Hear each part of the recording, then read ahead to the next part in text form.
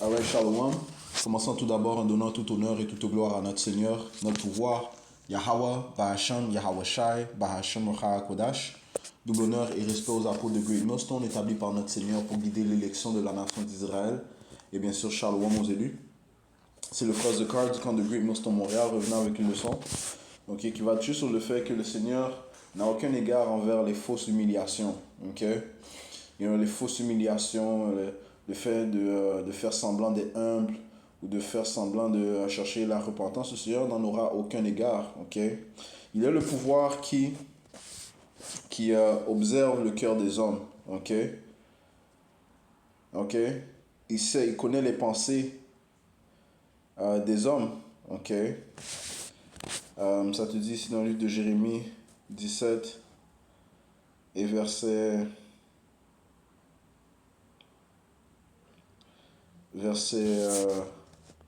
10, moi, Yahweh Bashmi Aoushai, je commence au verset 9. Le cœur est trompeur par-dessus toute chose et désespérément mauvais. Qui peut le connaître? Moi, Yahweh Bashmi Aoushai, le Seigneur, je sonde le cœur, j'éprouve les reins, et même pour rendre à chacun selon ses chemins et selon le fruit de ses actions. Donc le Seigneur va donner à chaque homme selon ses chemins, selon ses actions. Et il est le pouvoir de jugement, il est le Dieu de jugement. Pas comme les faux dieux de cette terre, de ce monde, qui ne sont que des idoles. Non, notre pouvoir est celui qui mesure les actions des hommes et qui donne à chaque homme selon leurs œuvres. Alright? Il donne quoi? Eh bien, il juge. Il donne une récompense, une rétribution concernant les actions des hommes. Alright, laisse-moi. On va aller dans la concordance rapidement. Jérémie 17 et verset 10, ça dit sonde les cœurs. La définition de sonde, c'est chercher, rechercher, examiner, faire des recherches. Il examine le cœur des hommes. Signifiant, quand ça parle du cœur, c'est réellement les pensées. Alright? Il cherche, il recherche, il examine. Il explore, examine complètement. Alright? Il teste ton intégrité, il veut voir si tu es vraiment sincère, si tu es réellement moral, si tu es complet. Alright? Le mot cœur ici, c'est, je ne me trompe pas, c'est lab. Right? En hébreu, c'est lab.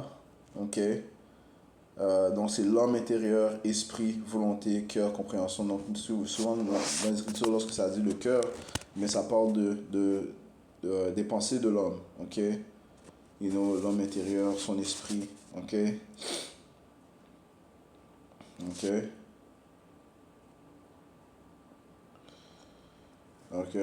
La compréhension de l'homme. Donc le Seigneur a dit, si moi l'Éternel, je sonde le cœur, j'éprouve les reins.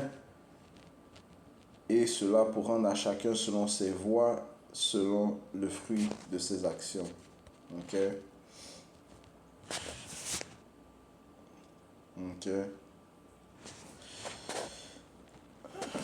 Le Seigneur sait si tu es sincère et il sait si tu n'es pas sincère. Dans le livre de Job 12 et verset 9, ça dit, qui ne connaît toutes ces choses que la main de Yahweh Bashmi a fait cela, en la main duquel est l'âme de chaque être vivant. L'âme de chaque être vivant est dans la main de Yahweh Bashmi. Celui connaît nos cœurs. Tous les esprits appartiennent au Tout-Puissant. C'est pour ça que le Père, Yahweh est appelé le Père des esprits lorsque tu vas dans le livre d'Hébreu, le 12e chapitre. Il est connu comme le Père des esprits. Tout esprit provient du Tout-Puissant et retourne au Tout-Puissant. En la main duquel est l'âme de chaque être vivant et le souffle de toute l'humanité.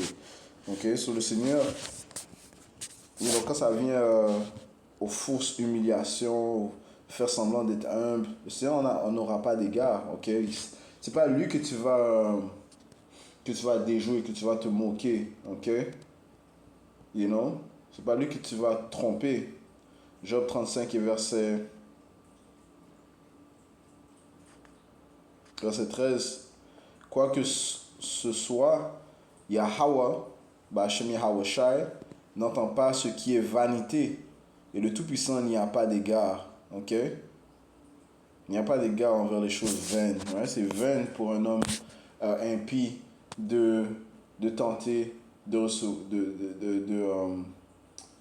recevoir la bonté de Yahweh Hashem Yahushua. Tout ce qu'il a fait, c'est de l'impiété. Tout ce qu'il a fait, c'est être orgueilleux. Okay? Tout ce qu'il a fait, c'est se moquer de la loi du Tout-Puissant. Okay? Tout ce qu'il a fait, c'est oppresser. Okay? C'est en vain qu'il tente soudainement de montrer son humilité, afin de recevoir la miséricorde du Tout-Puissant. Allons dans le livre de Galates 6 et 7, ça dit ici, ne soyez pas trompés, on ne se moque pas de Dieu. Yahweh ne va pas être moqué. Plutôt les Écritures te disent que c'est lui qui se moque du moqueur. Ne soyez pas trompés, on ne se moque pas de Yahweh. Car quoi que ce soit qu'un homme sème, cela aussi il le moissonnera. Right? Ce que tu as planté, eh bien tu vas le recevoir. Ce que tu as mis à l'œuvre, tu vas recevoir la récompense. Comme ça te dit, une action crée une égale, crée une réaction.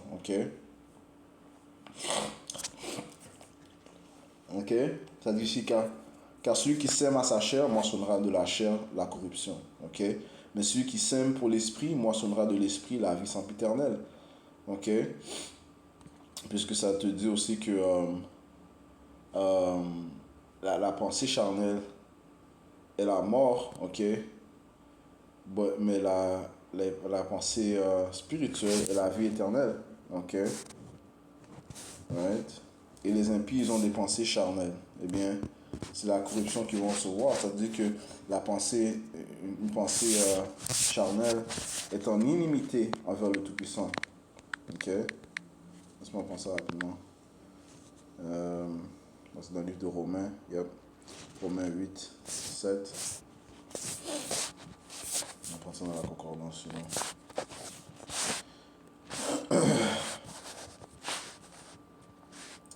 Romains chapitre 8 et verset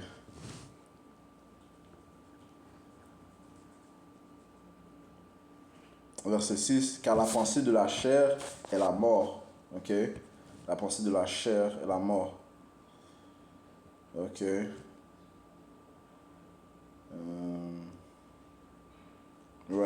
So la chair, en grec c'est sarx. Ce que l'on recherche ici, ça dit ici le corps, la nature sensuelle de l'homme. Oui, les Écritures te parlent des manières sensuelles. La nature animale, bestiale. Tandis que la nature spirituelle, c'est réellement ce qui te rapproche du Tout-Puissant, Yahweh Hashem Yahushua. Nous suivre les lois, les statuts et commandements, ça c'est céleste, c'est pas bestial. Ça dit ici sans aucune suggestion de dépravation, la nature animale, avec ses désirs impérieux qui incitent au péché. Ça c'est ce dont ça parle lorsque ça parle de la chair. La nature animale avec ses désirs impérieux qui incitent au péché. La nature physique de l'homme sujette aux souffrances. Parce que le plus que tu te penches vers la charnalité, le plus que tu souffres, man. C'est vraiment la charnalité qui a mené à nos souffrances. Non, la charnalité mène au péché, ce qui mène aux souffrances, man.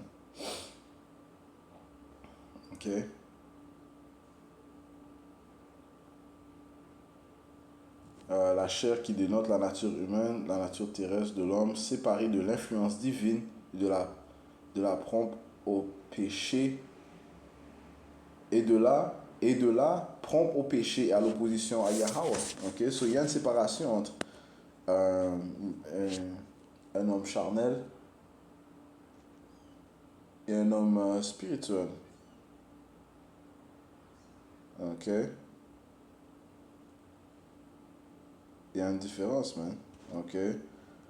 Alright, so ça dit ici, je relis au verset 6, Romains 8 et 6, car la pensée de la chair, ok, you know, les pensées naturelles, bestiales, ok, terrestres, sensuelles, ok, est la mort, mais la pensée de l'esprit, ok, donc euh, une pensée spirituelle, ok,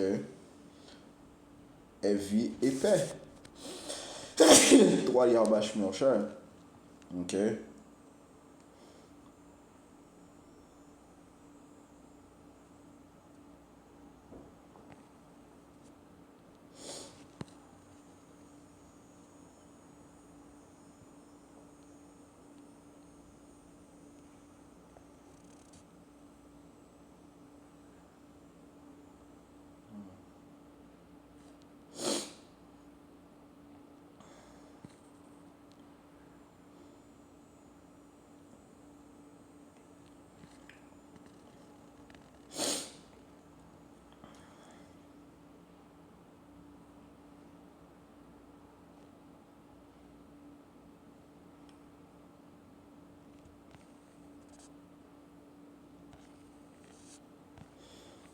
Yeah, so, you know, so l'esprit, c'est ce qui, c'est être allié avec Yahabash Mirchai, ok. Ok, c'est allié avec Yahweh Shai. Ok,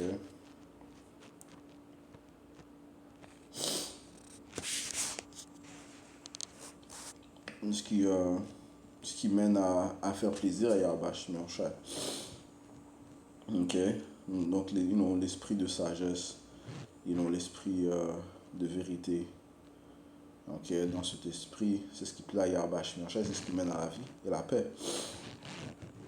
Ok. Euh,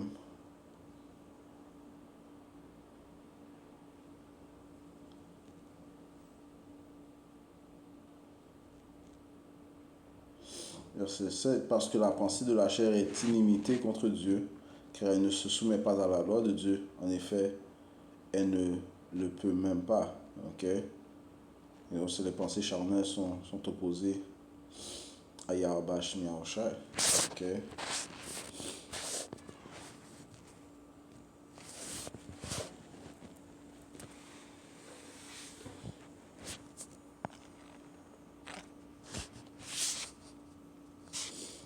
Ok?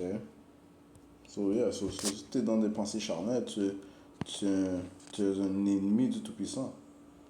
Ok?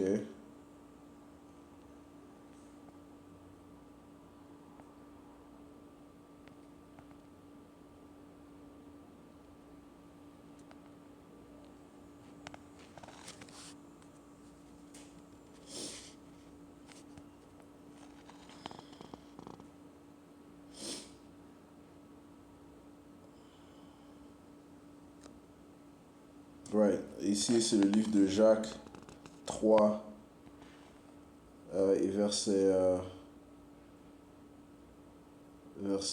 14. Mais si vous avez une jalousie amère et un esprit de querelle dans vos cœurs,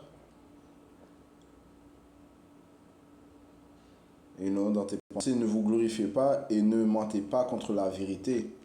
Ouais? Parce que tu peux pas, encore une fois, tu peux pas fool ou tromper Yahweh Shai. Ok? C'est pas lui que tu vas tromper. Ok? Tu vas pas mentir contre le véritable. Ok? Ok? Ce n'est pas celle-là la sagesse qui descend d'en haut. Ok? Au contraire, c'est une sagesse terrestre, animale, diabolique. Ok? Ouais, dans la version anglaise, ça dit sensuel.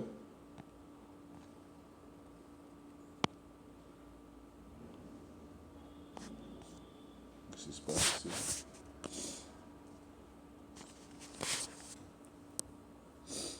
Yeah, ou naturel. Non, ça dit naturel. C'est sensuel aussi. Ok? C'est diabolique, man. Ok? C'est terrestre. Car là où il y a jalousie et esprit de querelle, il y a également du désordre et toute espèce de mauvaise action. Ok? Et ça, c'est dans les choses dans lesquelles les impies se délectent. Ok? C'est ça qu'ils font, man. Ok? Ils ont des pensées terrestres, animales, diaboliques. Ils ont de la jalousie, de l'envie, des querelles. Ok? Ok? Car là où il y a jalousie et esprit de querelle, il y a également du désordre et toute espèce de mauvaise action. Alright? Mais la sagesse d'en haut est premièrement pure, ensuite paisible, modérée, conciliante, pleine de miséricorde et de bons fruits. Right? Ça, c'est dans un esprit spirituel. Sans partialité, sans hypocrisie, or le fruit de la justice dans la paix est semé pour ceux qui procurent la paix. Ok? Et c'est ce que vont faire les fils de Yahweh Shemi Shai. Ok? Donc le Seigneur, lui, il aura de l'égard envers leur sacrifice. Mais en ce qui concerne les impies qui font des œuvres iniques, qui sont dans la chair, même s'ils s'humilient devant le Tout-Puissant, le Seigneur ne va pas avoir d'égard envers eux. Ok? Parce que leur humiliation est vaine. Ok? C'est pas sincère. Ok? La plupart du temps, lorsqu'ils s'humilient, c'est à cause que des conséquences sont tombées sur eux. Ok? Le jugement est tombé sur eux. Ok? Ça dit ici dans le livre de Jacques 2 et verset 13, car le jugement est sans miséricorde pour ceux, lui qui n'a pas usé de miséricorde. La miséricorde s'élève au-dessus du jugement. Ok?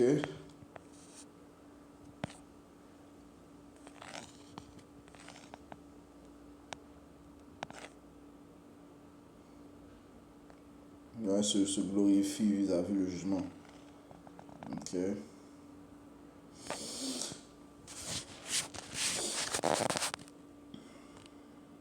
Ouais, le jugement est sans, il y aura jugement sans miséricorde pour celui qui n'a pas usé de miséricorde. Ok? Si tu n'as pas fait preuve de miséricorde, ton jugement sera que tu ne vas pas recevoir de miséricorde. Ok? Le Seigneur, il sonde les cœurs des hommes, il connaît tes intentions. Il va te donner selon tes œuvres, man. Ok? C'est le pouvoir de jugement, c'est le juge. Yahweh est le juge. Ok? Il a donné tout pouvoir à son fils Yahweh Shai pour juger. Ok? Alright? Ok? Ok? La miséricorde s'élève au-dessus du jugement. Ok? Ou bien se glorifie vis-à-vis le jugement. Le Seigneur va faire miséricorde à qui il fait miséricorde et cela lui fait plaisir, man. Ok? Ok? Cela lui fait plaisir d'être miséricordieux à ceux qui ont été miséricordieux. Ok?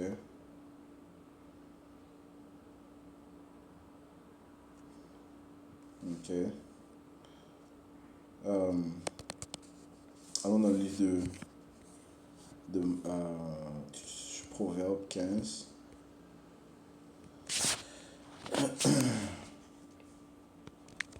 Proverbe 15 et verset 8, ça dit, si le sacrifice des méchants est en abomination à l'Éternel. Ok? Le sacrifice des méchants. Non? Le sacrifice, c'est s'humilier devant le Tout-Puissant, même faire une prière devant le Tout-Puissant. Ils ont commencé à proclamer le Tout-Puissant. Ok, ça peut être un sacrifice. Ok? Témoigner du Tout-Puissant. Ok? Faire des vœux. Ok? Ils vont faire un serment. Ça c'est une forme de sacrifice aussi. Ok? Le sacrifice des méchants est en abomination à l'Éternel. Mais si c'est le méchant qui le fait, ben c'est une abomination devant le Tout-Puissant Yahweh Shemi Shai. Okay? Mais la prière des hommes droits lui est agréable. Ok? Ah ouais, il y a une distinction ici, man. Ok? Il y aura miséricorde à ceux qui ont fait miséricorde, man. Ok? Ok? Alright? So, le sacrifice des méchants est en abomination à l'Éternel.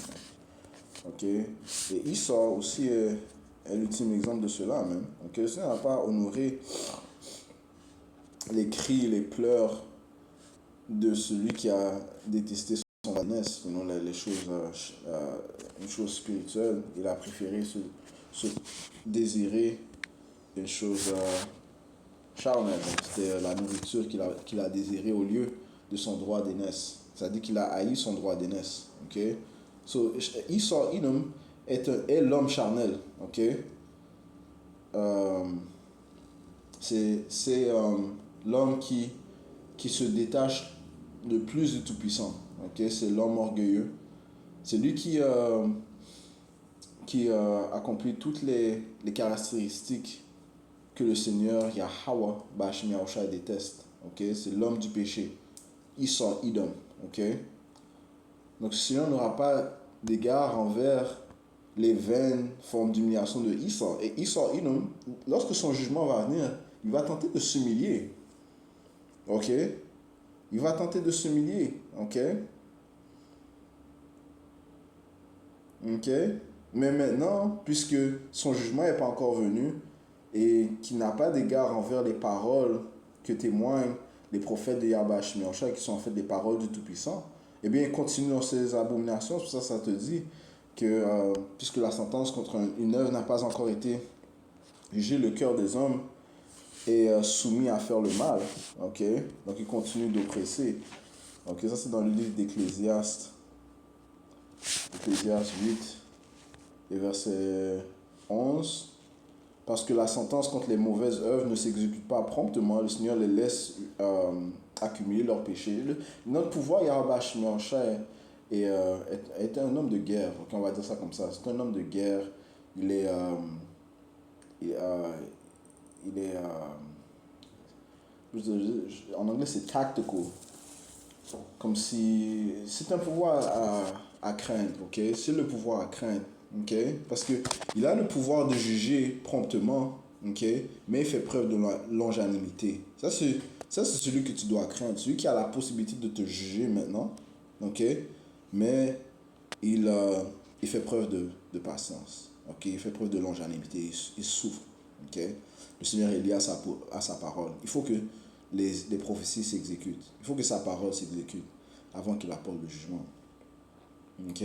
So, le Seigneur te laisse accumuler tes péchés, une après l'autre, une après l'autre, une après l'autre, jusqu'à temps qu'il te donne un jugement final, man. C'est comme ça qu'il fait affaire avec ses autres nations.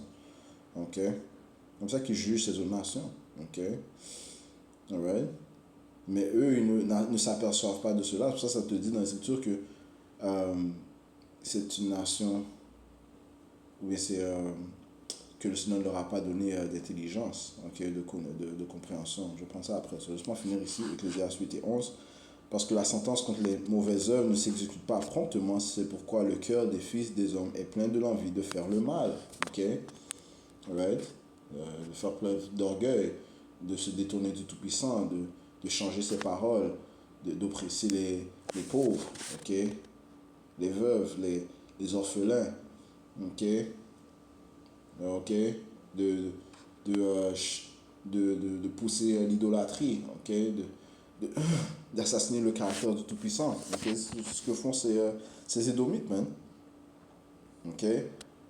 De jeter, de mettre en arrière les paroles du Tout-Puissant, man. Ok? Ok, so j'ai paraphrasé le livre de Job 17. Sinon, on n'a pas donné la compréhension. Job 17 et verset 4. Car tu as caché à leur cœur l'intelligence, c'est pourquoi tu ne les élèveras pas. Ok? Le Seigneur a caché à leur cœur l'intelligence. Avant des intimes. Hein? Ok? So maintenant, on va retourner dans le livre d'Hébreu. Ok? Nous faisons référence à ces Édomites, man. Ok? Qui n'a aucun égard sur les choses spirituelles. Ok? Donc le Seigneur n'a pas écouté ses paroles de, de supplie. Hébreu 12 et verset 16. Ça dit ici.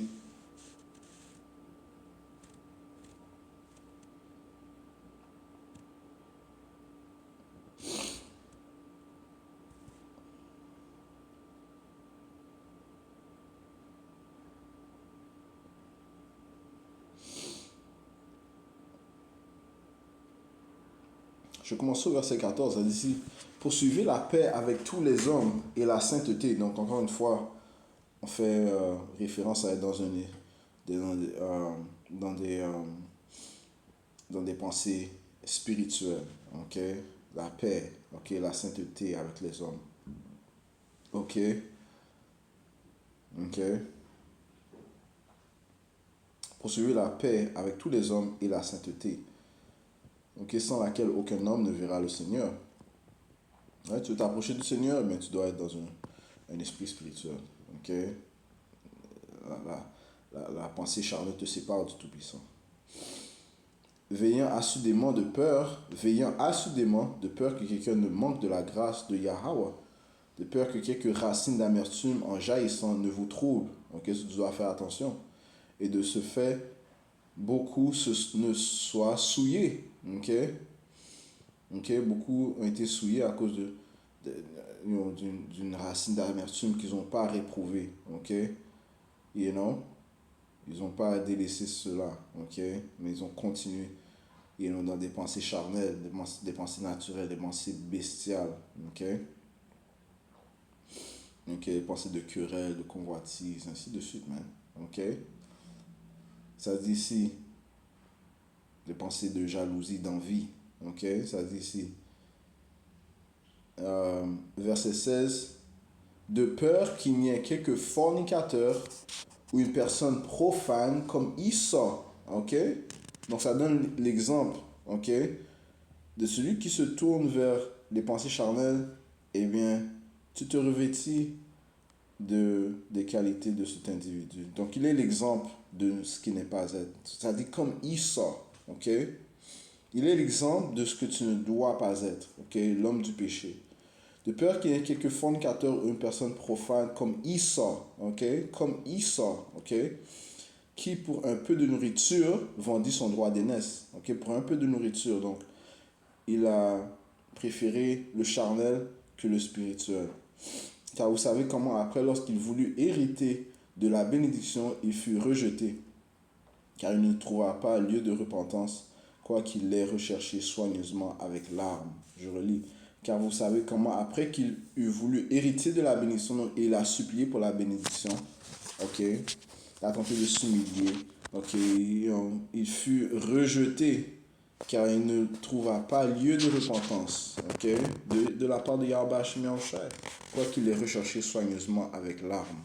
Ok. Donc il a tenté de s'humilier, mais ça n'a pas fonctionné, man. Ok.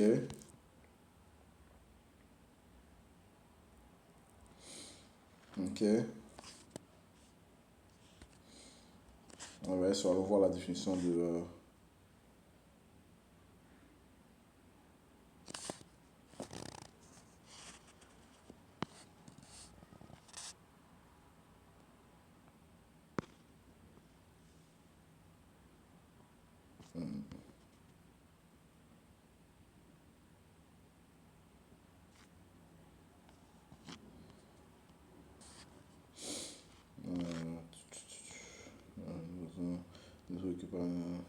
de peur qu'il n'y ait quelques fornicateurs ou profanes, ok, comme Esau, ok, accessible peut-être foulé également de lieux ou endroits profanes, communs, lieux publics non sacrés, des hommes impies, ok.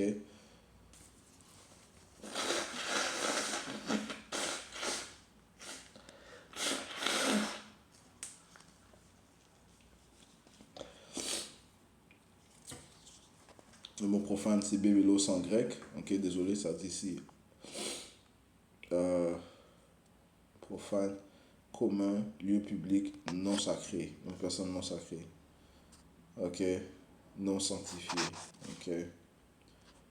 Alright, rejeté du Tout-Puissant, ok, des hommes impies, ok, donc hors du temple, ok, hors du sanctuaire de Yahweh, c'est une personne profane, ok. Pire qu'il n'y ait que fornicateur aux personnes comme Esau, qui pour un seul plat vendit son droit de premier-né. Vous savez en effet que même si plus tard il voulut hériter de la bénédiction, il fut rejeté parce qu'il avait recherché avec l'âme, car il ne trouva pas lieu à la repentance. Ok?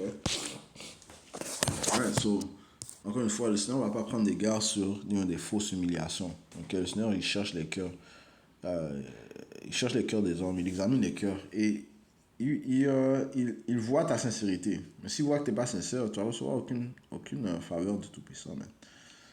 Ok, tu vas recevoir sa miséricorde. Les sacrifices de l'impie sont en abomination envers lui. Ok.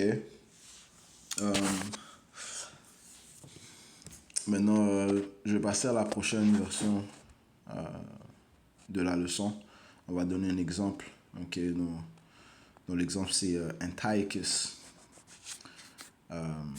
Antiochus Épiphane. Ok, celui qui a grandement oppressé les Israélites durant le temps de l'hellénisme. Ok, en fait, il était réellement la cause pour laquelle nous sommes détournés de nos coutumes. Ok, alright. Euh, donc, je reviens avec la prochaine leçon. Ok, tout de suite. Espérons que cette leçon, cette première partie a été édifiante. Je conclue en donnant tout honneur et toute gloire à notre Seigneur, notre pouvoir. Yahweh, Bahashem Yahawashi, Bahashem Hakudash, double honneur et respect aux apôtres de Great Millstone, Shalom aux élus, Yahweh Bahashem Yahshua Barakatam.